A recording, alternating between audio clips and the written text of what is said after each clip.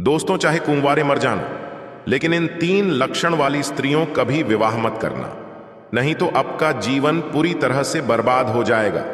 आपके जीवन में कंगाली छा जाएगी और आप हमेशा दुखी और परेशान रहोगे। ऐसी स्त्रियां शादी के बाद आपका जीवन नर्क से बदतर बना देंगी। इसीलिए दोस्तों, इन 3 लक्षण वाली स्त्रियों से हमेशा बच कर के रहना और इनसे कदापि विवाह मत करना। कभी जिंदगी में आप परेशान नहीं रहेंगे। दोस्तों, हम आपको एक कहानी के माध्यम से बताएंगे कि कौन सी 3 लक्षण वाली स्त्रियों से विवाह भूल से भी नहीं करना चाहिए। दोस्तों, आज की यह वीडियो आपको बहुत अच्छी जानकारी और सीख दे करके जाएगी। तो चलिए दोस्तों, आपका कीमती समय बर्बाद ना करते हुए अब सीधे कहानी पर ही पहुंचते हैं। लेकिन दोस्तों, आपसे निवेदन है कि वीडियो को शुरू करने से पहले आप हमारे चैनल को सब्सक्राइब करके कमेंट में जय माता लक्ष्मी जरूर लिखें। माता लक्ष्मी आप सभी दर्शकों के जीवन में ढेर सारी खुशियां भर दें। दोस्तों, एक समय की बात है। किसी जंगल में तोता और मैना का जोड़ा एक वृक्ष के डाल पर बैठा हुआ था। तोता ने मैना से कहा कि हे प्रिय मैना, आज का समय बहुत ही बदल चुका है। मैना कहने लगी, पिया जी, ऐसा क्या समय बदल चुका है? तब तोता कहता है कि हे प्रिय मैना, समय इतना बदल गया है कि आजकल की स्त्रियां और आजकल की लड़कियां बहुत ही स्वार्थी बन चुकी हैं। क्योंकि स्त्रियां अपने स्वार्थ के लिए कुछ भी करने के लिए तैयार हो जाती हैं। जो काम उन्हें कदापि नहीं करना चाहिए, वह काम भी स्वार्थ के प्रति स्त्रियां कर बैठती हैं। मैना कहती है कि पिया जी, मैं आपकी बात से सहमत नहीं हूं। स्त्रियां कैसे स्वार्थी हो सकती हैं? आप हमारी नारी जाति की बुराई कर रहे हैं। तोता कहता है, नहीं मैना, तुम हमारी बात पर विश्वास करो। तब मैना कहती है, नहीं स्वामी, मैं आपकी बात पर विश्वास नहीं कर सकती हूं।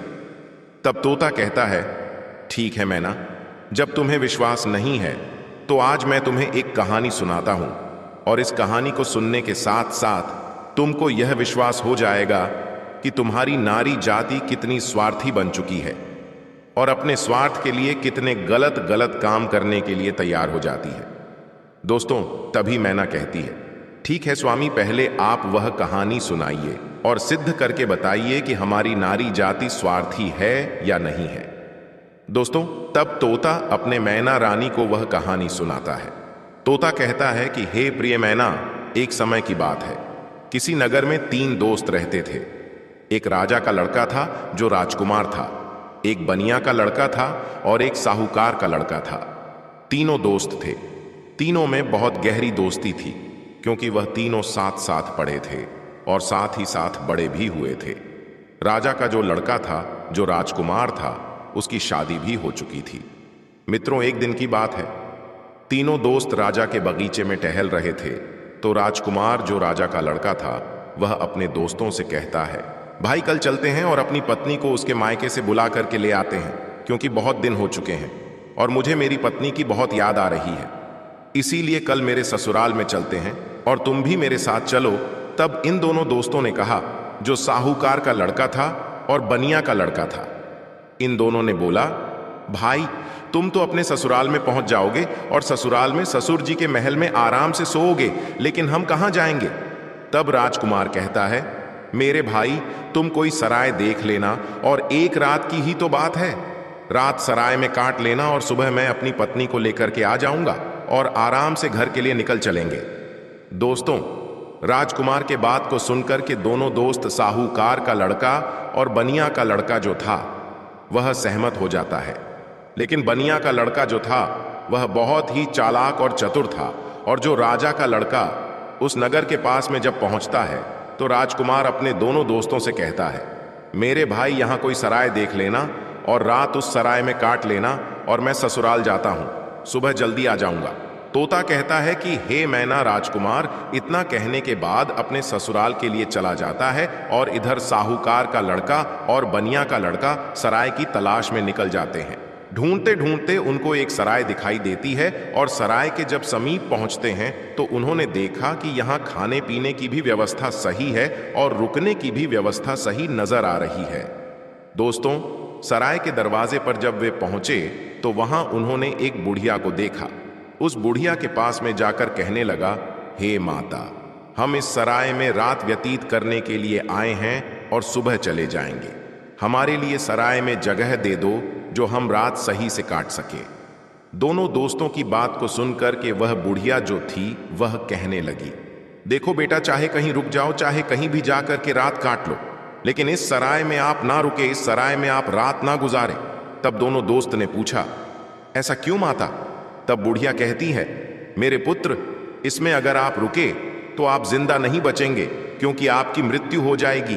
दोस्तों, इस तरह से वह बुढ़िया जो थी साहूकार के लड़के और बनिया के लड़के को समझा रही थी।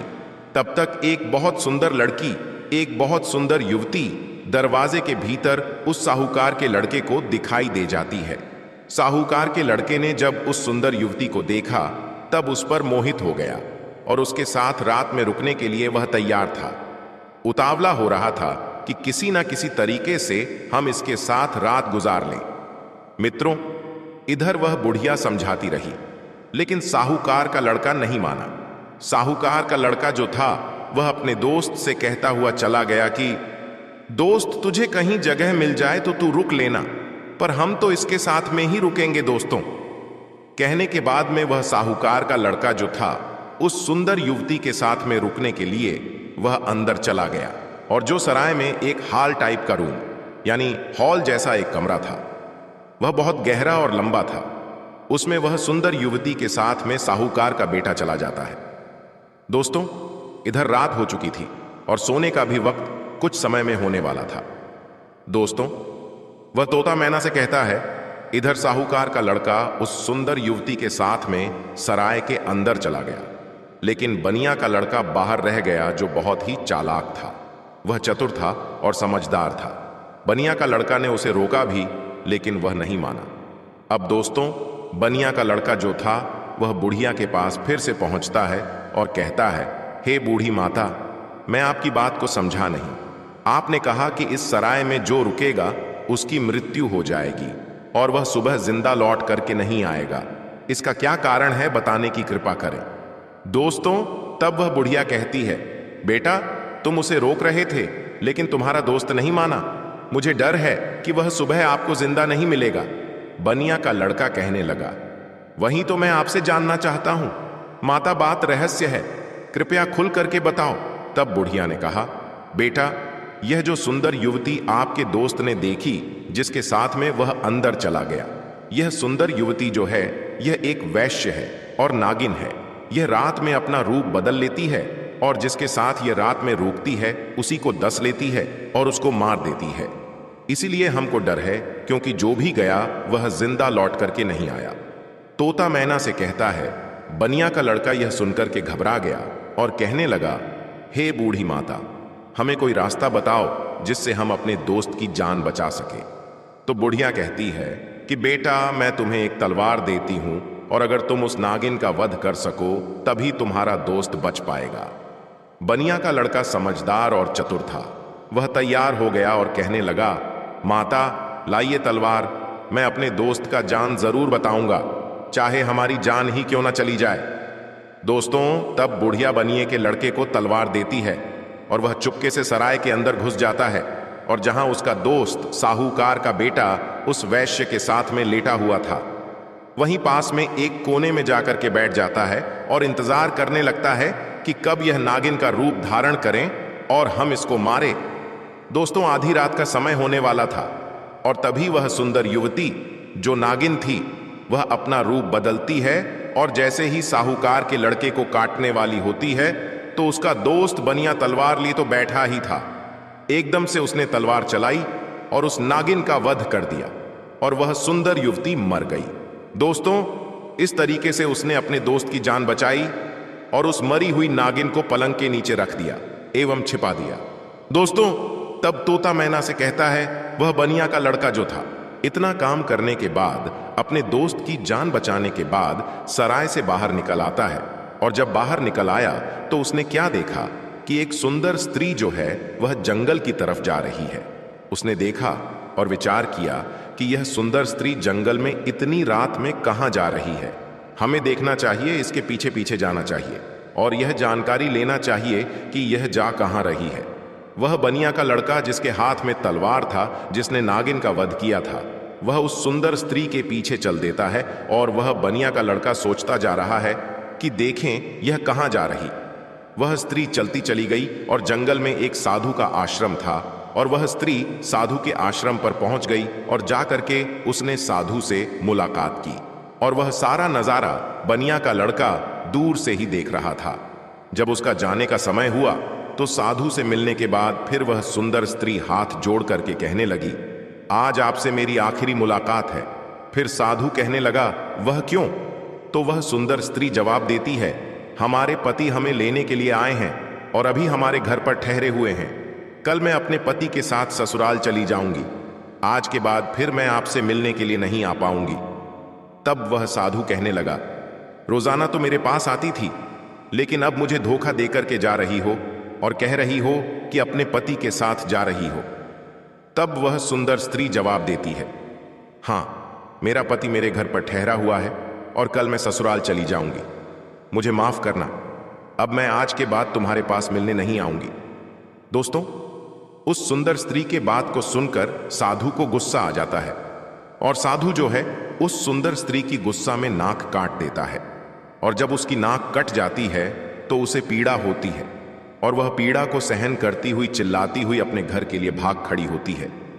इधर दोस्तों, वह बनिया का लड़का सारी बातें सुन रहा था और यह नज़ारा देख रहा था।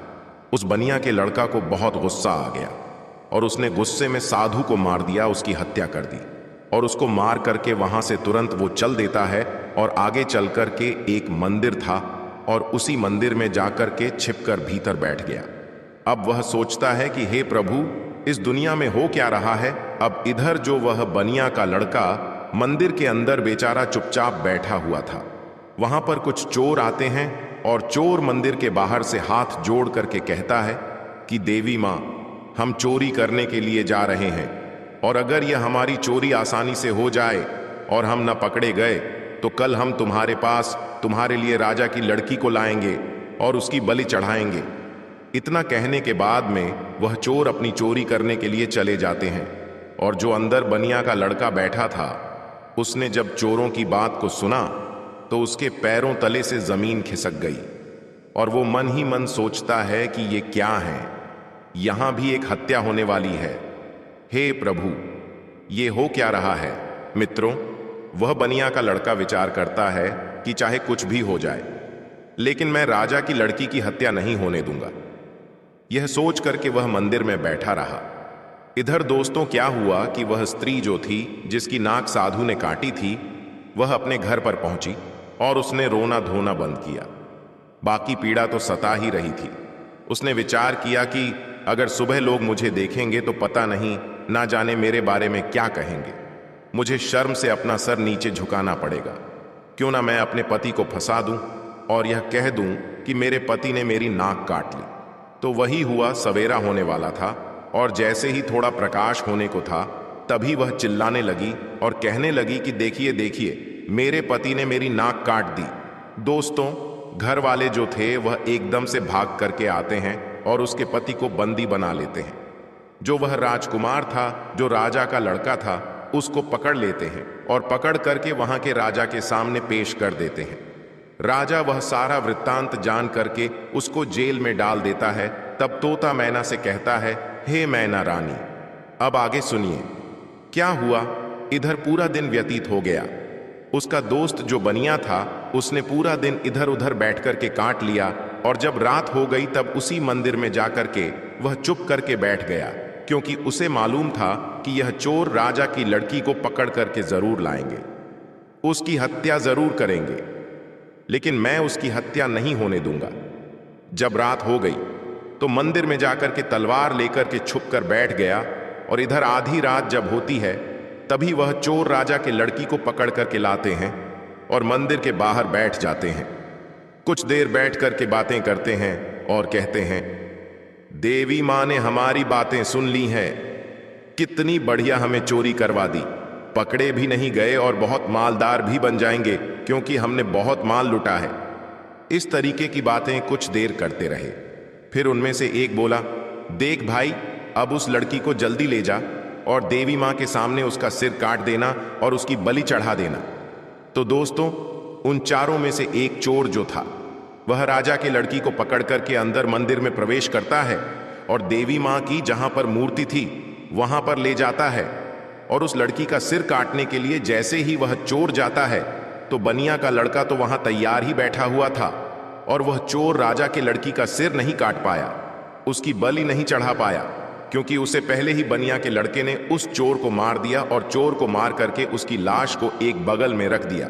इधर दोस्तों, उन चोरों में से एक चोर कहता है, देख भाई, वह हमारा एक साथी गया है, अभी लौट करके नहीं आया है। अरे तू जा और देख कर आ कि उसने बलि चढ़ा पाई या नहीं चढ़ा पाई। दोस्तों, ऐसे ही दूसरा चोर जो है, जैसे ही मंदिर में प्रवेश करता है तो वह बनिया का लड़का तैयार बैठा हुआ था, उसने उसको भी मार दिया। कहने का मतलब यह है कि इसी तरीके से उस बनिया के लड़के ने जितने भी चोर थे सारे चोरों को मार दिया और उस राजा की लड़की की रक्षा की। जब सारे चोरों को मार देता है तब वह लड़की निर्भय हो जाती है और उसके बाद में वह बनिया का लड़का राजा की लड़की से कहता है कि चलो मैं तुम्हारे घर तक तुम्हें छोड़ देते हूं। दोस्तों, राजा की लड़की घबराई हुई थी, उस बनिया के लड़के के साथ में चल देती है, और इधर राजा की जो लड़की थी वह बनिया के लड़के से प्रेम करने लगी और कहने लगी कि मैं तुमसे विवाह करना चाहती हूं। दोस्तों, बातों ही बातों में वो लोग राजा के घर तक पहुंच गए, और घर के दरवाजे पर जैसे ही पहुंचा तो बनिया का लड़का ने मना कर दिया, नहीं, मैंने तुम्हारी रक्षा की है, इसका मतलब यह नहीं है कि मैं तुमसे विवाह करूं, मैं ऐसा कदापि नहीं कर सकता। राजा की लड़की को गुस्सा आ गया और कहने लगी, अगर आप मेरे साथ शादी नहीं करेंगे तो मैं आपको जेल में डलवा दूंगी। बनिया का लड़का कहने लगा, जैसी आपकी मर्जी, लेकिन मैं शादी नहीं करूंगा। दोस्तों, तभी राजा की लड़की दरवाजे पर चिल्लाती है और कहती है, बचाओ, ये मुझे पकड़कर केले जाना चाहता था और यह मेरी इज्जत लूटना चाहता था। दोस्तों, राजा की लड़की को चिल्लाते हुए सैनिकों ने देखा तो सैनिकों ने भाग करके उस बनिया के लड़के को पकड़ लिया और राजा के सामने पेश कर दिया और कहा कि राजा साहब, यह तुम्हारी लड़की की इज्जत लूटना चाहता था, यह आपकी लड़की को पकड़ करके ले जाना चाहता था, वह तो आपकी लड़की चिल्लाने लगी इसलिए मैंने बचा लिया, अगर वह नहीं चिल्ला पाती तो यह आपके लड़की के इज्जत के साथ खिलवाड़ कर देता। दोस्तों, यह सुनने के बाद राजा को क्रोध आ गया और उसने पकड़ करके उस बनिया के लड़के को जेल में डाल दिया, जहां उसके दोनों दोस्त भी मौजूद थे, जो साहूकार का लड़का था और राजा का लड़का था। वह दोस्त भी उसे मिल गए। साहूकार के लड़का को सराय वालों ने पकड़वा दिया क्योंकि इसने एक वैश्य व सुंदर युवती का वध किया, इसलिए वह भी वहां जेल में मौजूद था। अब तीनों दोस्त जेल में जाकर के मिल जाते हैं और एक दूसरे के साथ में वहां बैठ जाते हैं। इधर दोस्तों, अगला दिन हुआ और वह राजा दरबार में तीनों को बुलाता है, जिन तीनों को राजा ने पकड़ करके जेल में बंद किया था, और उन्हें सजा सुनाने के लिए तैयार हो जाता है। दरबार लगा हुआ था और राजा ने जो साहूकार का लड़का था जिसने वैश्य का वध किया था उसे अपने पास में बुलाया और उससे कहा कि क्यों रे, तेरा क्या नाम है, कहाँ का रहने वाला है। तब वह लड़का कहने लगा कि मैं साहूकार का बेटा हूं। राजा कहने लगा, ये बता, तूने वैश्य का वध क्यों किया, उसे क्यों मारा। अब दोस्तों, उस साहूकार के लड़के को कुछ मालूम ही नहीं था जो वह राजा को बता सकता। उसे नहीं मालूम था कि वैश्य का वध किसने किया। वैश्य का वध साहूकार के लड़का ने किया नहीं था जो उसे मालूम होता। राजा ने फिर पूछा, चुपचाप क्यों खड़ा है, बता कि तूने उस वैश्य का वध क्यों किया। दोस्तों, तब वह साहूकार का लड़का तो नहीं बोल पाया, लेकिन जो बनिया का लड़का था वह कहने लगा, महाराज क्षमा चाहता हूं, जो बीच में हमको बोलना पड़ रहा है, इसे कुछ मालूम नहीं है, इसने वैश्य का वध नहीं किया क्योंकि वैश्य का वध मैंने किया है। राजा कहने लगा, तो बता तूने क्यों किया, बात क्या है।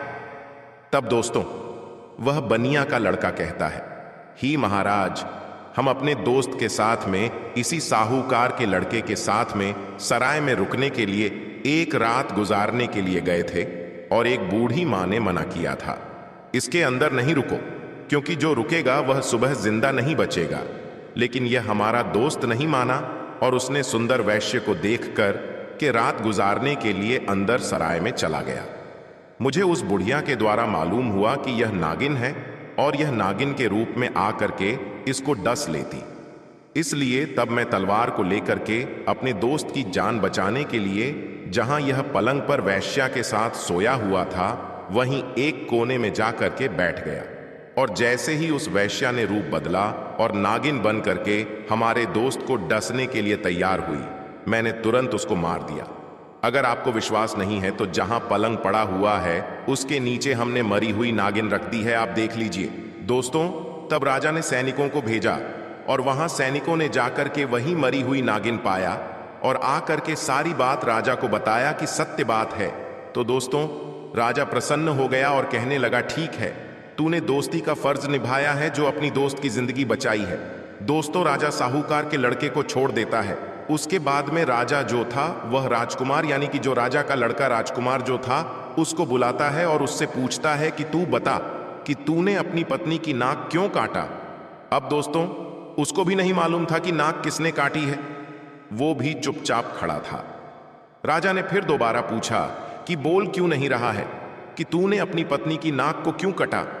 तब दोस्तों फिर वह बनिया का लड़का हाथ जोड़कर कहने लगा, महाराज क्षमा करें, इसको भी नहीं मालूम है क्योंकि इसने अपनी पत्नी की नाक नहीं काटी है। नाक किसने काटी है वह सारा वृत्तांत मैं आपको सुनाता हूं। तब उस बनिया के लड़के ने राजा को बताया कि यह लड़की साधु से प्रेम करती है। रात में साधु से मिलने के लिए गई। मैं इसके पीछे पीछे गया। इसने कहा कि मैं कल से तुमसे मिलने नहीं आ सकती, मेरा पति मुझे लेने के लिए आया है। यह सुन करके उस साधु ने इसकी नाक काट ली और इसने आकर के अपने पति को फंसा दिया। इसने गलत किया है। राजा कहने लगा, मैं तेरी बात पर विश्वास कैसे करूं। तब उस बनिया के लड़के ने कहा, महाराज, सैनिकों को भेजिए जहां उस साधु का आश्रम है। देख लीजिए कि मैंने साधु का वध कर दिया है। दोस्तों, सैनिक जाते हैं आश्रम पर और उस मरे हुए साधु को देखते हैं तो आकर के राजा को बताते हैं कि महाराज बात सत्य है। दोस्तों, तब राजा उस राजकुमार को भी छोड़ देता है, वह भी बच जाता है। दोस्तों, फिर तोता कहता है कि हे मैना, अब बारी आई उसी बनिया के लड़के की जिसने राजा के सामने अपने दोस्तों की जिंदगी बचाई। राजा उस बनिया के लड़के से बोलता है कि तूने तो अपने दोस्त को बचा लिया, लेकिन अब तू बता कि तू हमारी लड़की को पकड़ करके क्यों ले जाना चाहता था, इसके साथ में दुर्व्यवहार करना क्यों चाहता था, इसकी इज्जत से खिलवाड़ क्यों करना चाहता था। अब तू नहीं बचेगा। दोस्तों, तब वह बनिया का लड़का कहता है कि महाराज क्षमा करें, यह आपकी लड़की जो है ना, इसने हमें गलत फंसाया है। आपकी लड़की की बलि चढ़ाने के लिए कुछ चोर इसको पकड़ करके ले गए थे। मैं उसी मंदिर में था, मेरे हाथ में तलवार थी क्योंकि मैं साधु को मार करके आया और आपकी लड़की को मारने के लिए जैसे ही एक चोर अंदर मंदिर में आता है मैंने उसको मार दिया, दूसरा आता है उसको भी मार दिया। इसी तरीके से जितने भी चोर थे मैंने सबको मार दिया और सभी मंदिर में ही पड़े हुए हैं। अगर विश्वास नहीं है तो सैनिकों को भेज करके देख लीजिए। दोस्तों, वही हुआ। सैनिक जाते हैं मंदिर के पास में, मंदिर में जाकर के देखते हैं तो उन चोरों की लाशें पड़ी हुई थीं। तो सैनिकों ने आकर के सारी बात राजा से कही कि महाराज बात सत्य है, आपकी लड़की की इसने रक्षा की है, इसने इज्जत से खिलवाड़ नहीं किया और ना ही इज्जत लूटने की कोशिश की है। वह बनिया का लड़का कहता है, हाँ राजा साहब, मैं आपकी लड़की को पकड़ करके क्यों ले जाऊंगा। और सुनिए महाराज, चोरों से बचा करके जब आपकी लड़की को घर छोड़ने के लिए आ रहा था तब आपकी लड़की हम पर आसक्त हो गई, मुझसे प्रेम करने लगी और विवाह करने की जिद करने लगी। मैंने कहा, मैं ऐसा कदापि नहीं कर सकता। मैंने जिस लड़की की रक्षा की है और उसके बदले में मैं उससे विवाह करूं, उसकी इज्जत से खिलवाड़ करूं, ऐसा मैं नहीं कर सकता। मैंने उसे मना किया तो उसने कहा कि अगर तुम हमसे विवाह नहीं करोगे तो हम अपने पिता से कहकर तुम्हें जेल में डलवा देंगे, और उसने वही किया। बनिया के लड़के के बात को सुनकर के राजा जो था उसका चेहरा शर्म से नीचे झुक जाता है और तब उसने बनिया के लड़के को आजाद कर दिया और माफी मांगी कि जाओ बेटा, तुम आजाद हो, तुम्हारी गलती नहीं है। इस तरीके से वह बनिया का लड़का जो था अपने दोनों दोस्तों को बचा लेता है और खुद भी बच जाता है और तीनों दोस्त हंसते हंसते अपने नगर में चले आते हैं और आराम से फिर वहीं रहने लगते हैं। तो दोस्तों, अब वह तोता कहता है कि हे प्रिय मैना, देख लिया, इस तरीके से नारी जात स्वार्थी बन चुकी है और अपने स्वार्थ के लिए गलत से गलत काम के लिए तैयार हो जाती है।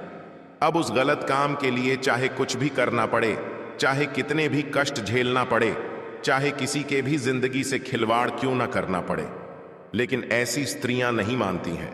दोस्तों, अपने पिया तोता की बात को सुनकर के मैंने जो है वह चुप हो जाती है। उसके बाद में तोता कहता है कि हे प्रिय मैना, इसीलिए मैं सोचता हूं कि चाहे भूखे मर जाना, लेकिन इन 3 लक्षणों वाली स्त्रियों से कभी विवाह मत करना। तोता मैना को बताता है कि 3 लक्षणों वाली स्त्रियां ये हैं। पहली, वह जो पति होकर के भी पराये पुरुषों से प्रेम करे और पराये पति से छुप छुप के मिलने के लिए जाए, अपने पतिव्रता धर्म को भूल जाए और उसके साथ में हवस का शिकार बन जाए। तो ऐसी स्त्री से हमेशा बचना चाहिए और ऐसी स्त्रियों से दूर रहना चाहिए। और दूसरी स्त्री वह है जो एक स्त्री तो है लेकिन वेश्यावृत्ति की तरह जिंदगी गुजार रही है, नागिन की तरह रह रही है। अब उसे अपने हवस के इच्छा पूर्ति के लिए चाहे अपने पति का ही कत्ल क्यों ना करना पड़े, लेकिन वह कर बैठती है और नागिन की तरह अपने पति को दस करके उसे मार डालती है। तो ऐसी वेश्यावृत्ति के लक्षण वाली जो स्त्रियां हैं, इनसे दूर रहना चाहिए, इनसे कदापि विवाह करने की इच्छा नहीं रखना चाहिए।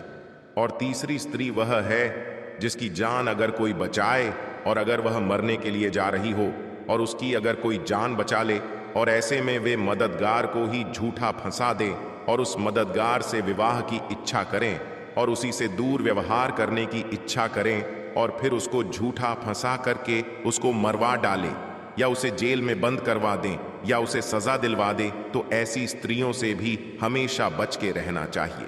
इनका कोई भरोसा नहीं है कि किस वक्त तुम्हारी जिंदगी को ले बैठे। तो दोस्तों, मेरे कहने का तात्पर्य यह है कि यह कहानी हमें यही सिखाती है कि चाहे जीवन में कुंवारे मर जाना, लेकिन इन 3 लक्षणों वाली लड़कियों से हमेशा दूर रहना, बच करके रहना। कभी जिंदगी में फिसलोगे नहीं और कभी जिंदगी में दुखी नहीं रहोगे और तुम्हें कभी भी जिंदगी में रोना भी नहीं पड़ेगा और पछताना भी नहीं पड़ेगा। तो दोस्तों, आज की ये कहानी आपको कैसी लगी मुझे कमेंट करके ज़रूर बताएं। अगर वीडियो अच्छी लगी है, पसंद आई है, तो वीडियो को लाइक करें और अपने दोस्तों को भी शेयर करें। साथ ही हमारे चैनल को सब्सक्राइब करके बेल आइकन